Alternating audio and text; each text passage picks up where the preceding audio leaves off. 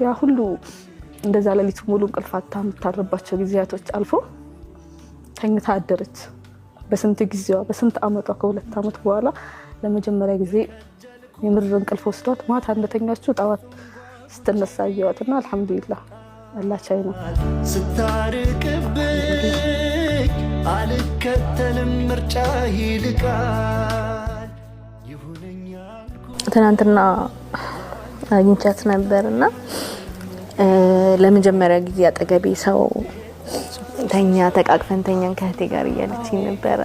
ድሮ እንዲህ ሳያማት በፊት ጎን ለጎን ነው የምንተኛው አንድ ላይ ምናምን ተቃቅፈን ነው በጣም የምንተኛውና ከዛ ሰላም አለይኩም ወራህመቱላሂ ወበረካቱ። እንዴት ናችሁ የኔ ውድ ቤተሰቦች? ደህና ናችሁ? በጣም ተናፍቃችኋል። ዛሬ እንግዲህ መጥቻለሁ ማለት ነው። እንዴት ናችሁ? እንግዲህ ቪዲዮውን ከመጀመራችሁ በፊት ላይክ፣ ሰብስክራይብ እያደረጋችሁ አብራችሁን ቆዩ ማለት ነው። ዛሬ እንግዲህ ትልቅ ትምህርት የሚሆነን ኢነርጂ ኃይልን የሚሰጠን አንድ ትምህርታዊ ታሪክ ይዤላችሁ መጥቻለሁ ማለት ነው። አንዲት ቆንጅዬ ልጅ ግን ውስጧ ላይ ያለው ኢነርጂ ለኛም የሚያስተጋባ ለኛም ደግሞ ትምህርት የሚሆነን የምታጠነክረን ለካ ሰውም እንደዚህ ይፈተናል በዚህ ያክል ጥንካሬስ ይሄ ቻሌንጅ ይታለፋል የሚያስብል ታሪክ ነውና እስኪ ታሪኳን ተከታትለውና እንመለስና ምን ያህል ጠንካራ እንደሆነች እኛም እንዴት መወጣት እንዳለብን ፈተናዎችን አስተማሪ ነው። ስለዚህ ወደ ቪዲዮ ልመልሳችሁ ጉዳይ ከዛ ደግሞ ያፈጠነ ነው። በቃ ያንቺ ወዲያው የሆነ ነገር ነውና እንዴት አስተናገዱት? እነሱ በጣም ከብዳቸው ነበር። ግን የኔን ጥንካሬ ደግሞ ሲያዩ አረኔ እኮ ምንም አልሆንኩም አታልቅሱ እላቸዋለሁ። ተሰቂያለሽ እዚህ ውስጥ ሆነሽ? ተሰቃለሁ። ማሻአላህ። በእርግጥ በዚህ መልክና በዚህ ፈገግታ አለመሳቅ አይቻልም። ማሻአላህ አላህ ባድርጎ ነው የፈጠረሽ። አለመሳቅ አይቻልም። ፈገግታሽም ያምራል፣ ይጋባል። አንቺ ስትስቂ አጠገብሽ ያለ ሰው ይስቃል፣ ደስ ይላል በጣም። ነገር ግን ቀላልም የሚባል አይደለም ያለሽበት እንትንና በጣም ከባድ ነበር። አንቺ ስትጠብቂው ያንን ማጽናናትና ማባሸር አንቺ እነሱን ታጽናኝ ነበር። ለኔ ነበር የሚገባውና ማጽናናቱም አይዞሽ እንጋሚ ማለት ነው። ሳምባይ ላይ እንዳለ ሙሉ ሳምባይ ላይ ተሰራይቷል። ስቴጁን በጣም ጨምሯል። እንደውም ከዶክተሮቹ የሰማሁት ብዙም ኬሞቴራፒ ላንቺ አሁን ላይ አይመከርም። ጀስት ቤት ያዳክምሻል። በቃ ቤት ሆነሽ ራስሽ ትሪትመንት አድርጊ። በቃ የካንሰር እንትን ደግሞ ከ3 ወር እስከ 6 ወር ነው ሞትሽ የምትጠባበቂው።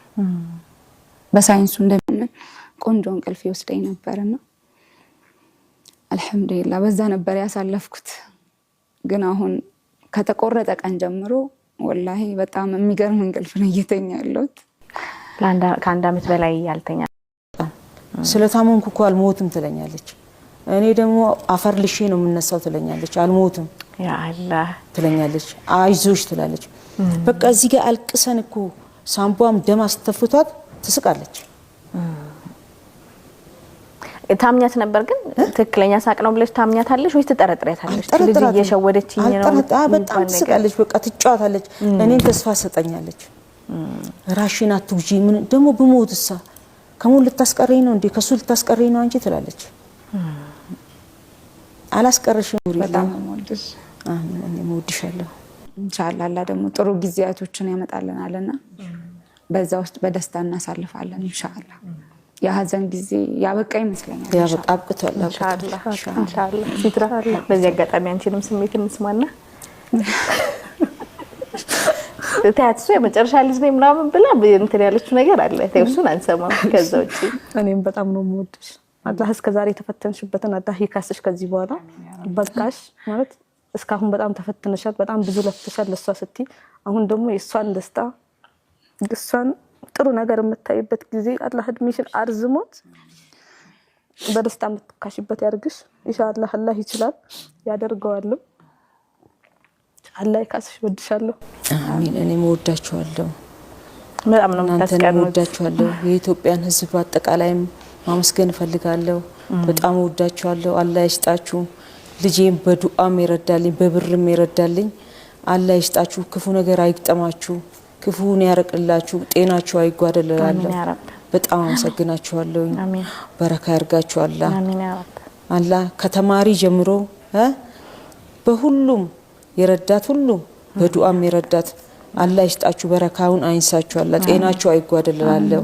አሜን ያ ረብ። አላሁመ ሰል ወዲናችሁ በጣም ነው የሚያስቀናው። እንዲሁ እንደተወደዳችሁ እንደተፋቀራችሁ አላህ ትኖሩ ያድርጋችሁ።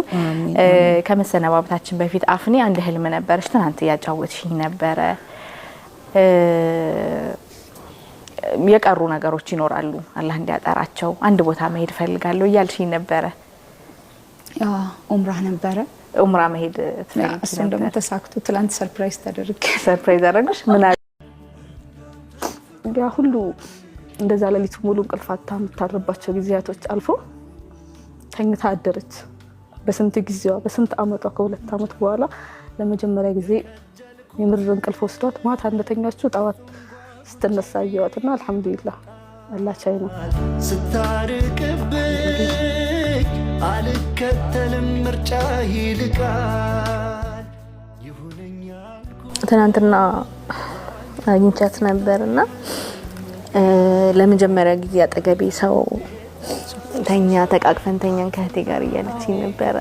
ድሮ እንዲህ ሳያማት በፊት ጎን ለጎን ነው የምንተኛው፣ አንድ ላይ ምናምን ተቃቅፈን ነው በጣም የምንተኛውና ከዛ እኔ ከዚች ከልጅ የወሰድኩት ጥንካሬ እንደኔ ማለት ነው በቃ ተወኩል በአላህ ላይ ምን ያህል ተወኩል እንዳላት በንጹህ ልቧ የለመነችው አላህ ደግሞ ዱዓን ተቀብሏት ደስታዋን ሳቋን እንደመለሰላት በዛ ላይ ደግሞ የቤተሰቧ ጥንካሬ የእናት ጥንካሬ እህቶቿ በቃ ለካ በዙሪያችሁ ማለት እናንተ ስትጎዱ በዙሪያችሁ ብዙ ነገርን ይነካል።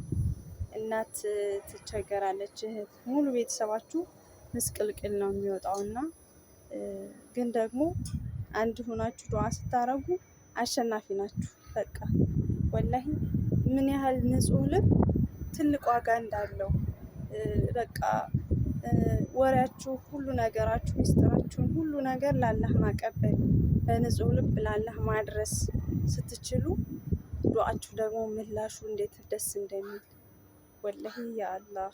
እና ስንቶቻችንን እኛ በትንሽ ነገር የምንፈተነው? ስንፈተንስ ፈጣሪያችንን ስንቶቻችንን የምናማርረው? በቃ ኧረ ዛሬስ በሞትኩ፣ ኧረ ዛሬስ በቃ ሰለቸኝ። ትንሽ እሾግ ወይም የሆነች ነገር ጫር ስታረገን ምን ያህል እንደምናማርር። ካንሰር የሚባለውን በሽታ ደግሞ ይችልች እንዴት አድርጋ እንዳሸነፈችው በምንድን በቃ መመኪያዋን ጌታዋን አድርጋ ምርኩዟን ሁሉ ነገሯን በቃ በአላህ ላይ አድርጋ እንዴት አድርጋ ድል እንዳደረገች ወላሂ በቃ በዙሪያዋ ያሉ ሰዎችን ሁሉ ስታበረታ የነበረችው እሷ። ግን ችግሩ ላይ አመት ከምናምን አመት ከ5 ወር ሁሉ እንቅልፋታ አንድ ቀን አማራው አታውቅም። እኛ አንድ ቀን አሁን እኔ ልጅ አልተኛ ብላኝ እስከ 6 እስከ 7 ሰዓት ሳመሽ እንዴት እንደማማርር ወላሂ ነው የምላችሁ። ግን ከዚህ ከምግብም ከምንም ከሁሉም ከምንም በላይ ግን ደግሞ በቃ ጤና አፊያ የሚባለው ነገር ሁሉ ነገራችን ነው። በቃ ባትበሉም ባትጠጡም አፊያ ብቻ ይኖራችሁ። ከዛ በኋላ የፈለጋችሁትን ሰርታችሁ ቆፍራችሁ ወጣችሁ ወርዳችሁ ማድረግ ትችላላችሁ። ቢርባችሁ ሰርታችሁ ትበላላችሁ፣ ቢጠማችሁ ቀርታችሁ የገዝታችሁ ትጠጣላችሁ። እና ትልቁ ነገራችን ትልቁ ማገራችን ምንድን ነው? ጤናችን ነው። እና በጤናችሁ አትፈተኑ። ደግሞ ትንሽ እንትን ቻሌንጅ ሲያጋጥማችሁ ደግሞ መወጣት መቻል አለባችሁ። ድል ማድረግ አለባችሁ። ሲነጋ ነገም ሌላ ቀን መሆኑን ማወቅ ማሰብ፣ ነገ የተሻለ ነገር ነገ የተሻለ ቀን እንደሆነ ማሰብ፣ በአላህ ላይ ተስፋ ማድረግ፣ በዙሪያችሁ ያሉ ሰዎችን ሁሉ ማጠንከርን በቃ ብዙ ነገር ነው ያስተማረችኝና ወላሂ ለአላህ ስለወድሻለሁ አንቺ ቆንጅዬ ልጅ።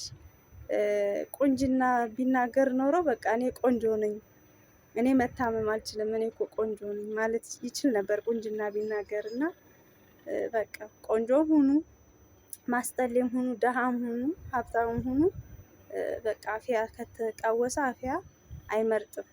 በቃ ሁላችንም ቤት ይገባል ያንኳኳል።